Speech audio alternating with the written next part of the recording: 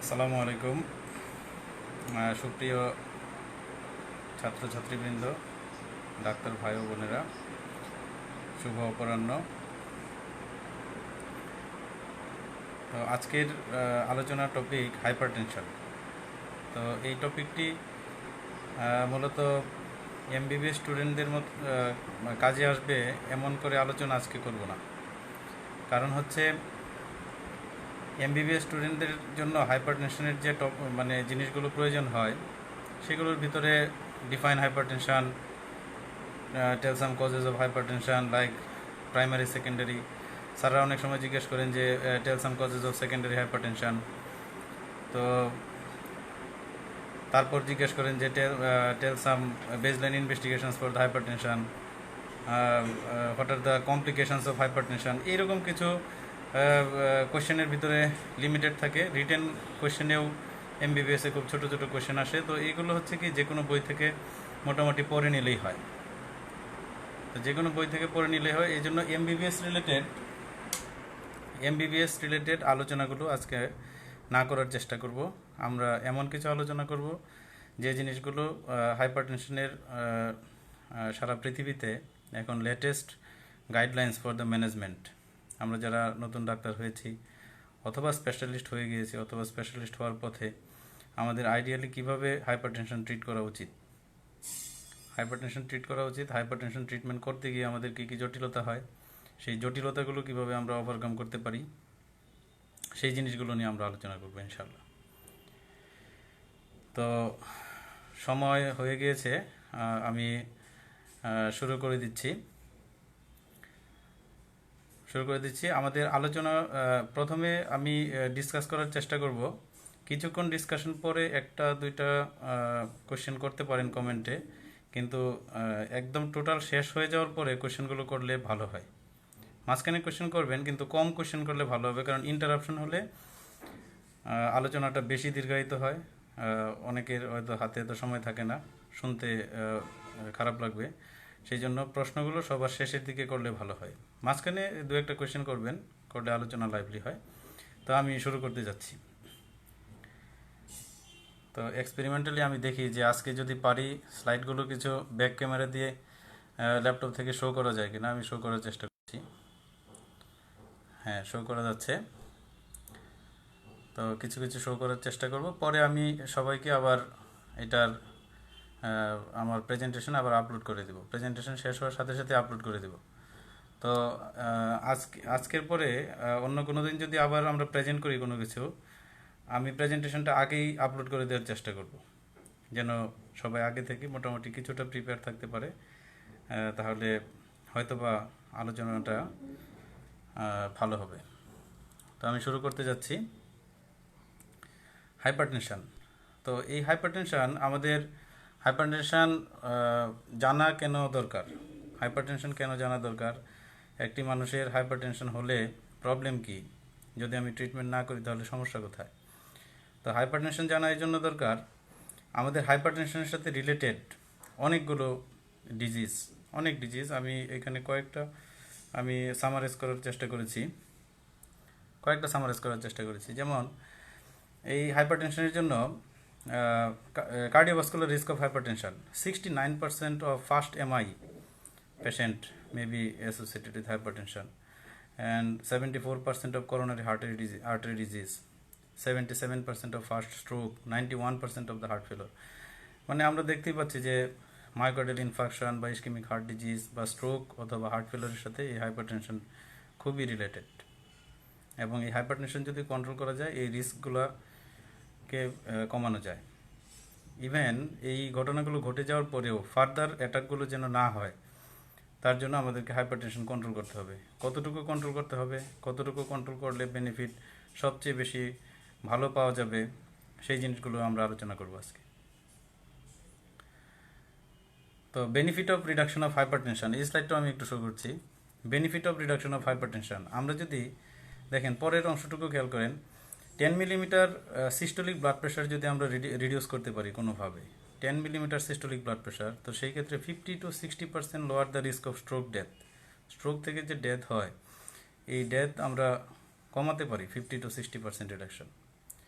আর যদি 10 millimetre systolic blood pressure কমাতে পারি 40 to 50% lower the risk of the death due to coronary artery disease and 50% lower the risk of the heart failure. তো এই জন্য hypertension reduction is very much important. Then BP variation, আমরা hypertension ডায়াগনোসিসের সময় প্রথমেই আমরা জটিলতায় পড়ে যাই, যে আমরা দেখি অনেক মানুষের বিপি ভেরিয়েবল, মানে উনি বাসায় একরকম ব্লাড প্রেশার দেখছেন, আমরা অফিসে দেখছি একরকম ব্লাড প্রেশার, আবার একবার দেখলাম ওনার ব্লাড প্রেশার একরকম, তারপরে দেখি যে আবার ব্লাড প্রেশার চেঞ্জ হয়ে গেছে। তো এরকম সিচুয়েশনে অনেক সময় সিদ্ধান্তই নেওয়া যায় না যে আসলে পেশেন্টটা কি হাইপারটেনসিভ নাকি নর্মোটেনসিভ, এরকম কেন হচ্ছে, তার ব্লাড প্রেশারটা কম বেশি কেন হচ্ছে। তো these are the factors for variability of the hypertension. মানুষের তো এটা খেয়াল রাখেন, আমি বলছি these are the factors of variability in the hypertension. বয়স, বয়স বাড়ার সাথে সাথে মানুষের আর্টেরিয়াল যে ওয়ালের যে স্টিফনেস, তারপর মানুষের যে রেগুলেটরি মেকানিজম নার্ভাস সিস্টেমের, তারপরে রেনিন এনজিওটেনসিন অ্যালডোস্টেরন সিস্টেম, সব কিছুই আসলে এফেক্টেড হয় বয়সের সাথে সাথে। যার জন্য এই বেশি বয়স্ক মানুষদের হাইপারটেনশন ব্লাড প্রেশার ভেরিয়েবল হয়। তারপরে মেল ফিমেলও ব্লাড প্রেশার ভেরিয়েশন হতে পারে। ডায়ানাল ভেরিয়েশন হয়, আমরা জানি ঘুমের মধ্যে ব্লাড প্রেশার সবচেয়ে কম থাকে, বা মানুষ যে সময় রেস্টে থাকে ব্লাড প্রেশার খুবই কম থাকে, ফিজিওলজিক্যাল সিম্পেথেটিক অ্যাক্টিভিটিগুলো কম থাকে, যার জন্য ব্লাড প্রেশার কমে যায়। আর আবার সকালবেলায় মর্নিংয়ে সিম্পেথেটিক ওভার অ্যাক্টিভিটি সবচেয়ে বেশি থাকে, যার জন্য ট্রানজিয়েন্ট একটু রাইজ অফ ব্লাড প্রেশার হতে পারে। তারপর স্ট্রেস, এক্সাইটমেন্ট, ইমোশন, এক্সারসাইজ, গ্রাভিটির ইফেক্ট, বিশেষ করে বয়স্ক মানুষ, ডায়াবেটিক মানুষ, তারা গ্রাভিটি টলারেট করতে পারে না। একটা প্রলং স্ট্যান্ডিং হলে অথবা কিছু অ্যান্টি হাইপারটেনসিভ ড্রাগ খাচ্ছে, একটা স্ট্যান্ডিং হলে হঠাৎ করে sudden fall of blood pressure হয়, যেটাকে আমরা বলি পোস্টারাল হাইপারটেনশন। তো এটার কারণেও ব্লাড প্রেশার, এই যে গ্রাভিটির কারণে, আমাদের পজিশনের কারণে ব্লাড প্রেশার ভেরিয়েবল হতে পারে। স্মোকিং করলে sudden rise of blood pressure হতে পারে, দেখা যাচ্ছে আসলে মানুষটা হাইপারটেনসিভই না। হ্যাঁ, সুজন, ওয়ালাইকুম আসসালাম। সুজন সার্জারির মানুষ, তারপরেও ধৈর্য ধরে যে আমাদের আলোচনায় থাকে, ভালো লাগে। আচ্ছা, তাহলে ভেরিয়েবিলিটি আমরা কারণ বলছিলাম। তো স্মোকিং করলে ব্লাড প্রেশার ভেরিয়েবল হয়ে যায়, কারণ হঠাৎ করে স্মোকিং করার সাথে সাথে transient elevation of the blood pressure হতে পারে, তারপরে আবার স্বাভাবিক হয়ে যায় অনেক সময়। ডায়াবেটিস যাদের থাকে, specially long duration of diabetes mellitus, তাদের অটোনমিক নিউরোপ্যাথি হয়, বডির কন্ট্রোলিং ব্লাড প্রেশার কন্ট্রোলিং মেকানিজমগুলো প্রবলেম হয়। তো সেসব কারণে ব্লাড প্রেশার ভেরিয়েশন হতে পারে। প্রেজেন্স অফ ভাস্কুলার ডিজিজ, অনেক ধরনের ভাস্কুলার ডিজিজ আছে, যেগুলোর কারণে ভাস্কুলার ডিজিজগুলো থাকলে ব্লাড প্রেশার ভেরিয়েশন হতে পারে। তো এইগুলো আমরা শো করলাম যে আসলে কি কারণে ব্লাড প্রেশার ভেরিয়েবল হয়। এইসব কারণে ব্লাড প্রেশার ভেরিয়েবল হয়। ভেরিয়েবল কন্ডিশনগুলোতে আমাদের এই হাইপারটেনশন ডায়াগনোসিস করা ডিফিকাল্ট হয়ে যায়। এমনিতে একজন মানুষের ব্লাড প্রেশার বেশি, সবসময় বেশি পাচ্ছেন, তাকে তো যে কেউ ডায়াগনোসিস করে নিতে পারবেন, চিকিৎসাও দিতে পারবেন। কিন্তু যখন আপনার ব্লাড প্রেশারগুলো ভেরিয়েবল হবে, তখন আপনি বিপদে পড়ে যাবেন যে পেশেন্টটা কি আদৌ হাইপারটেনসিভ অর নর্মোটেনসিভ, তাকে চিকিৎসা কি দেওয়া দরকার নাকি দেওয়া দরকার না, চিকিৎসা দিলে আমি কখন চিকিৎসা দেব। ওয়ালাইকুম আসসালাম, সাইদুর রহমান সাইদ। তো এরকম এই কারণগুলো হচ্ছে বিপি ভেরিয়েশনের কারণ। আমরা খুব তাড়াতাড়ি চলে যাব, এগুলো আসলে আমাদের আলোচনার বিষয় না, এগুলোতে আসলে আমরা স্টার্ট করলাম। আমরা মূল আলোচনায় একটু আস্তে আস্তে ভিতরে প্রবেশ করব। তো ডিএমএ কিভাবে, একজন বলছে ডায়াবেটিস মেলাইটাসে কিভাবে ব্লাড প্রেশার ভেরিয়েশন। ডায়াবেটিস মেলাইটাসে লং স্ট্যান্ডিং যখন ডায়াবেটিস মেলাইটাস থাকে, তখন পেশেন্টের অটোনমিক নিউরোপ্যাথি হয়, তখন ব্লাড প্রেশার কন্ট্রোলিং যে মেকানিজমগুলো আছে নার্ভাস সিস্টেমের সাথে রিলেটেড, সেই মেকানিজমগুলো তখন সঠিকভাবে কাজ করে না। আর এমনিতেও ডায়াবেটিস মেলাইটাসে যখন ড্রাগ নেয়, হাইপোগ্লাইসেমিক অ্যাটাক হয়, সিম্পেথেটিক ওভার অ্যাক্টিভিটি হয়, ওই সব কন্ডিশনগুলোতেও transient rise of blood pressure হতে পারে। পোস্টারাল ড্রপ বেশি হয় ডায়াবেটিসে। তো এই জন্য বিভিন্ন কারণে এটা। আরেকজন শতপা, 2 হাতে ডিফারেন্ট বিপি সেম টাইমে, এটা বলবেন। হ্যাঁ, এটা আমি বলবো, একটু পরেই বলবো। ব্লাড প্রেশার সবসময় 2 হাতে মেজার করতে হবে। ফার্স্ট টাইম ব্লাড প্রেশার দেখতে হবে 2 হাতে, যে হাতের ব্লাড প্রেশারটা বেশি পাওয়া যাবে, এই হাতেই পরবর্তীতে ফলো আপ করতে হবে তাকে। মানুষের normal physiological variation of the blood pressure 2 হাতে ভেরি করে up to 10 millimetre of the mercury variation হয় নর্মাল মানুষের, সকল মানুষেরই ভেরিয়েশন হতে পারে। যদি আপনি কেউ জিজ্ঞেস করেন যে স্যার কত পার্সেন্ট মানুষের ব্লাড প্রেশার 2 হাতে ভেরিয়েবল হতে পারে, সব মানুষেরই হতে পারে। তো এই এই জন্য যে হাতে ব্লাড প্রেশার বেশি পাওয়া যাবে এইটাই তার ব্লাড প্রেশার ধরে ওই হাতটাতেই পরবর্তীতে ফলো আপও করতে হবে। তো এটা আমি পরে আলোচনা করছি। তো এই আমি দেখালাম যে কি কি কারণে ব্লাড প্রেশারগুলো ভেরিয়েশন হয়। এর বাইরেও কিছু কারণ আছে, আমি এমন কিছু কারণ শো করেছি যেগুলো সহজে আন্ডারস্ট্যান্ডেবল এবং ইন্টারপ্রিটেবল। এছাড়াও বিপি ভেরিয়েশনের অনেক কারণ আছে। ড্রাগ ডোজিংয়ের বিষয় আছে, যারা অ্যান্টিহাইপারটেনসিভ ড্রাগ খায় সঠিকভাবে ডোজিং না হলে, সঠিকভাবে এই টাইম মেনটেন না করলে ব্লাড প্রেশার ভেরিয়েশন হতে পারে। এখন হচ্ছে সবচেয়ে ইন্টারেস্টিং জিনিস, definition of the hypertension. Definition of the hypertension, এই যে এটা আমি পরে শো করছি আবার। ডেফিনিশন অফ দ্য হাইপারটেনশন যেটা পড়ানো হয় বইতে, আপনাদের পরীক্ষাতে জিজ্ঞেস করলে ওইটা বলে দেবেন। যে স্যাররা যদি জিজ্ঞেস করে হোয়াট ইজ হাইপারটেনশন, তখন আপনারা বলবেন যে hypertension is a sustain elevation of the arterial blood pressure, systolic equal or more than 140 millimetre of mercury, diastolic equal or more than 90 millimetre of mercury. এটা হচ্ছে আপনার পরীক্ষায় বলার জন্য, পরীক্ষায় বলার জন্য, স্পেশালি এমবিবিএস পরীক্ষায় বলার জন্য। কিন্তু এইগুলো দিয়ে আপনাদের প্র্যাকটিস হবে না, প্র্যাকটিস হবে না, পোস্ট গ্রাজুয়েশন পরীক্ষাও পাস হবে না এই ডেফিনেশন দিয়ে। তো আমরা দেখব যে এই যে 140 মিলিমিটার অফ মার্কারি সিস্টোলিক, তার বেশি হলে আমরা হাইপারটেনশন বলছি, ডায়াস্টোলিক 90 মিলিমিটারের বেশি, আবার বলছি সাস্টেন এলিভেশন। সব সময় মানুষের sustain elevation of blood pressure হবে না। যেমন আমরা অনেক সময় দেখি white coat hypertension, white coat হাইপারটেনশনে সবসময় সাস্টেন এলিভেশন হয় না। তারপরে অনেক সময় ইলিভেশনই হয় না, আপনি যে লেভেলটা বলেছেন 140/90 মিলিমিটার অফ মার্কারি, এই লেভেলে অনেক সময় ব্লাড প্রেশার ডায়াগনোসিস করা যাবে না। যেমন অনেকের মাস্কড হাইপারটেনশন থাকে, দিনের বেলায় ব্লাড প্রেশার ভালো, রাতের বেলায় ব্লাড প্রেশার তার বেড়ে যায়। রাতের বেলা আমি জানি না যে তার হাইপারটেনশন হয়ে রয়েছে, কারণ তখন তো আমরা মেজারই করি না। এবং নাইট টাইম ব্লাড প্রেশারের হাইপারটেনশনের ডেফিনিশনটার লেভেলটা অনেক কম, এটা আমরা একটু পরে বলছি। আচ্ছা, পোলার হাইপারটেনশনের সাথে অ্যাসোসিয়েটেড ডিজিজ থাকলে কোন অ্যান্টিহাইপারটেনসিভ ড্রাগ চয়েস করব, এটা হ্যাঁ ডিসকাশনের ডিটেলস আছে, আজকের ডিসকাশনে এগুলো পরে ডিটেলস আলোচনা আসছে। What should we do in case of variation, এই যে চলে আসছে ভেরিয়েশনের সময়, নূর মোহাম্মদ আশিক। ভেরিয়েশন থাকলে আমি কি করব সেটা আমি আলোচনায় আসতেছি, এখনই একটু ধৈর্য ধরতে হবে। তো এই ডেফিনেশন অফ হাইপারটেনশন, যেহেতু আমাদের 140/90 মিলিমিটার অফ মার্কারি যেটা আমরা বলি সাস্টেন্ড এলিভেশন, এটা হচ্ছে আসলে শুধুমাত্র office blood pressure. Office blood pressure যদি আমরা এরকম পাই কারো, এবং সাস্টেনলি পাই, কয়েকটা রেকর্ডিংয়ে পাই, তাহলে সেটাকে আমরা হাইপারটেনশন বলতে পারবো। বাট যাদের বিপি ভেরিয়েবিলিটি থাকবে, আচ্ছা কে বলছে ভাইয়া বিভিন্ন স্ট্রেসফুল কন্ডিশনে বাড়ে পরে আবার কমে যায়, তখন কি করবো, এটা শোয়েব বলেছেন। তো এটাকে হোয়াইট কোট ইফেক্ট বলে। এটাতে কি করা যায় আমি আলোচনা করছি, একটু ধৈর্য সহকারে শুনতে হবে, সব কিছুই থাকবে ইনশাল্লাহ আলোচনায়। তো এই যে ভেরিয়েবল কন্ডিশনগুলোতে আমাদের যে নর্মাল যে ডেফিনিশনটা, এটা আমাদের চলবে না। Specially masked hypertension is very much harmful. যাদের রাতের বেলায় হাইপারটেনশন থাকে ঘুমে, এবং রাতের বেলায় এই ব্লাড প্রেশার রেকর্ডের কোনো উপায় থাকে না আমাদের, এবং নাইট টাইম ব্লাড প্রেশারের লেভেলটা খুবই কম হলেই হাইপারটেনশন, সিস্টোলিক 120-এর বেশি, 120-র উপরে হলেই হাইপারটেনশন, ডায়াস্টোলিক 70-র উপরে হলেই হাইপারটেনশন। তাহলে এই যে কন্ডিশনগুলো, তো এটা নিয়ে আমরা আলোচনা করব। তাহলে হাইপারটেনশনের যে ডেফিনিশনটা, আমরা আবার বিভিন্ন ধরনের কোমরবিড কন্ডিশনে, যেমন একজনের ডায়াবেটিস মেলিটাস আছে, একজনের ক্রনিক কিডনি ডিজিজ আছে। তো আচ্ছা, প্রেশার ভালো, ব্রাডিকার্ড, এগুলো পরে আলোচনা করছি একটু পরে। তো যাদের হাইপারটেনশন আছে, ক্রনিক কিডনি ডিজিজ আছে, তাদের তাদের আমরা যাদের ডায়াবেটিস মেলিটাস আছে, তাদের ব্লাড প্রেশার টার্গেট খেয়াল করে দেখবেন যে অনেক কম। তাদেরকে হাইপারটেনসিভ ডায়াগনোসিসও করতে হবে খুব কম ব্লাড প্রেশার লেভেলে, আবার কন্ট্রোলটাও করে নিয়ে আসতে হবে খুব কম ব্লাড প্রেশার লেভেল। কাজেই ওই যে নর্মাল যে ডেফিনেশন অফ দ্য হাইপারটেনশন, এটা শুধু একটা মানে একটা বেসলাইন, একটা ডেফিনেশন, একটা বেসিক, এটাকে বেস করে আমাদের চলতে হবে। কিন্তু এটা নিয়ে সবসময় থাকা যাবে না, পরীক্ষায় বলে দেওয়া যাবে, কিন্তু প্র্যাকটিসের সময় আমাদের খুবই সতর্ক থাকতে হবে। তখন আমরা হাইপারটেনশনকে ডিফাইন করব,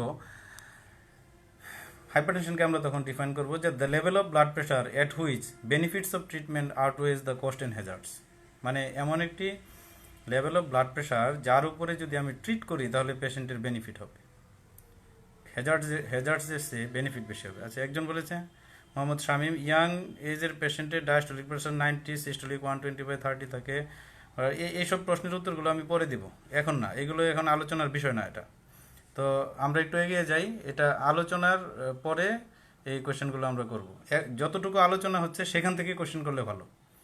হ্যাঁ, সেটা এই প্রশ্নগুলো পরে, এগুলো তো আলোচনাতে থাকবেই, থাকার পরেও যদি কারো কোনো ক্লিয়ার না হয় তাহলে আমরা এটা নিয়ে আলোচনা করব। আগেই এই প্রশ্নগুলো করার আসলে দরকার নেই, তাহলে আমাদের প্রেজেন্টেশনে হ্যাম্পার হবে। আচ্ছা, কোশ্চেনগুলো এখন আমি আর কারোই নিব না এখন। আগামী মানে নেক্সট 10 মিনিটসের জন্য আর কেউ কোশ্চেন না করলে ভালো। 10 মিনিটস পরে তো একটা কোশ্চেন আবার নিব। দেন আমরা হাইপারটেনশনের পেশেন্টের স্ক্রিনিং করব কিনা, স্ক্রিনিং অফ দ্য হাইপারটেনশন।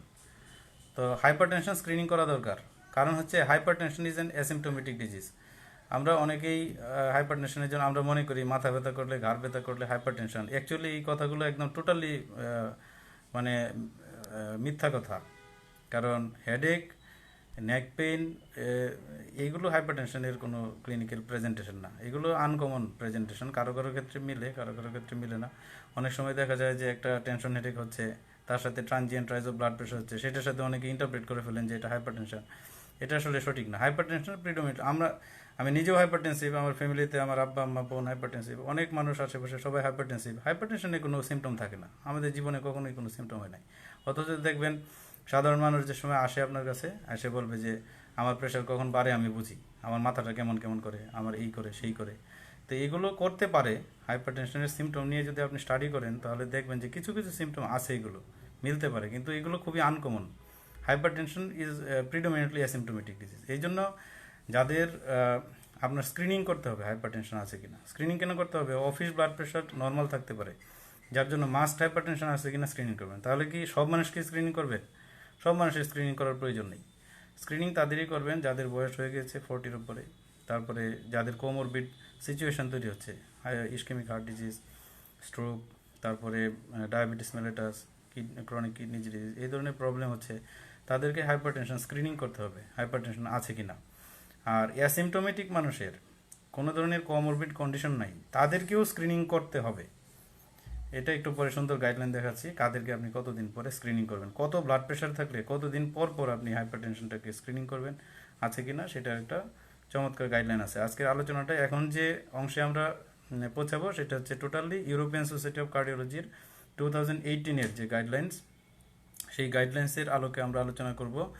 এবং এই গাইডলাইন্সের সাথে আপনাদের টেক্সট বুকের সব কিছুই মিলবে, কিন্তু এই কথাগুলো বেশি প্র্যাকটিক্যালি কাজে লাগবে, বেশি পোস্ট গ্রাজুয়েট স্টুডেন্টদের কাজে লাগবে। এই এমবিবিএস স্টুডেন্টদের এত কিছু কাজে লাগবে না।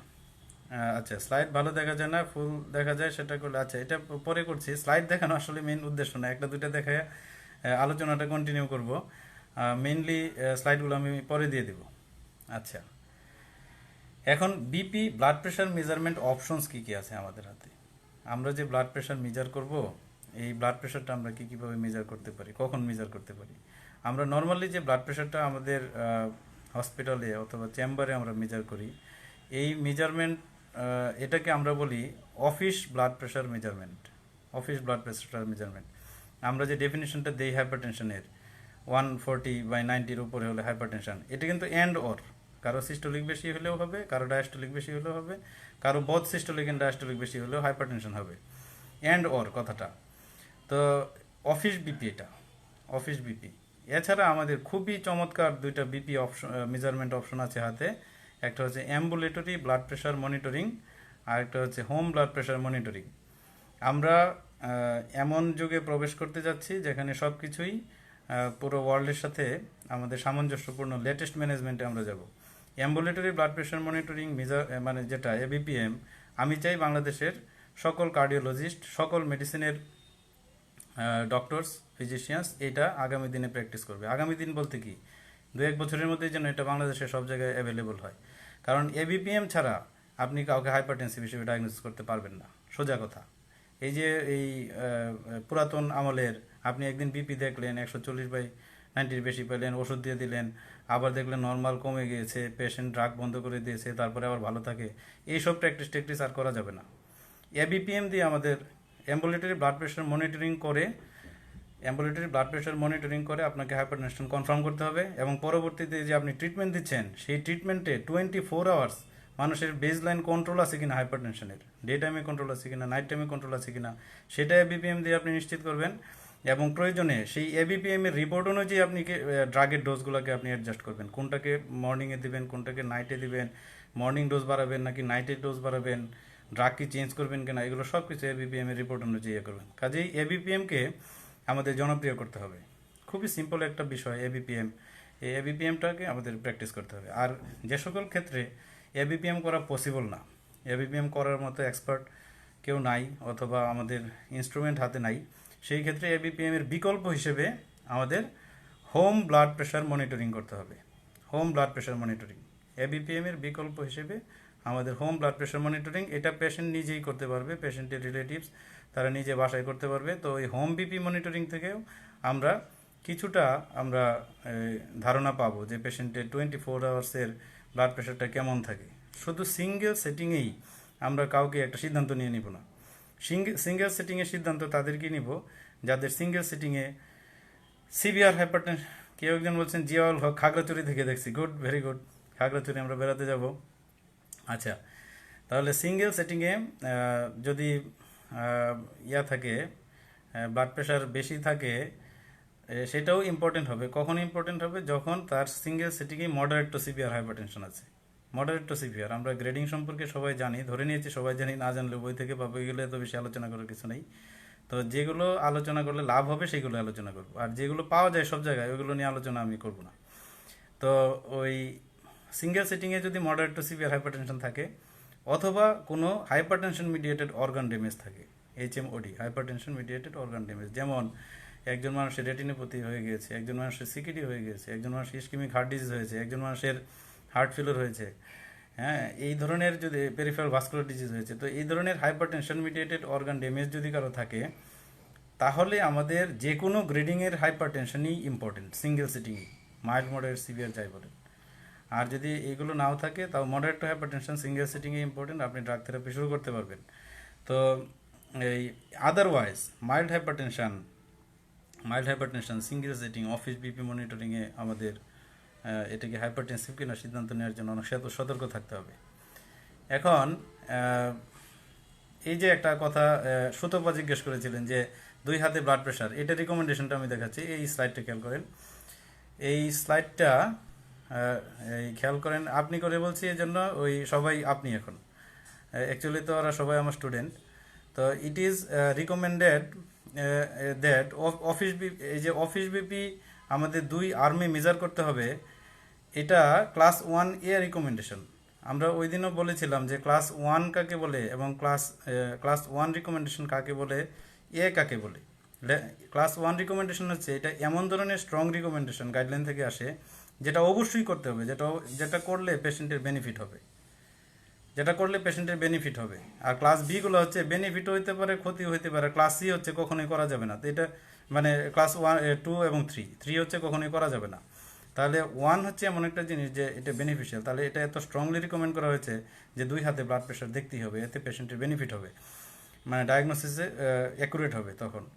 আর লেভেল অফ এভিডেন্স এ মানে হচ্ছে যে এই কথাটা যে বলা হয়েছে যে পেশেন্টের 2 হাতে ব্লাড প্রেশার দেখা বেনিফিশিয়াল, এটা মাল্টিপল মেটা অ্যানালাইসিসের মাধ্যমে প্রমাণিত, প্রুভড। এটা কারো মুখের কথা না, কারো কোনো ধারণার কথা না, যে এটা আমি বলে দিলাম সেটা হয়ে যাবে তা না।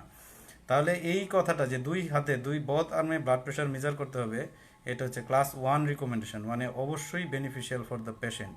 অ্যান্ড এটা লেভেল অফ এভিডেন্স হচ্ছে এ, মানে মাল্টিপল মেটা অ্যানালাইসিসের মাধ্যমে প্রুভড যে 2 হাতে ব্লাড প্রেশার দেখলে ব্লাড প্রেশার রিডিং কারেক্ট হবে, হাইপারটেনশন ডায়াগনোসিস সহজ হবে, এক হাতে দেখলে হবে না।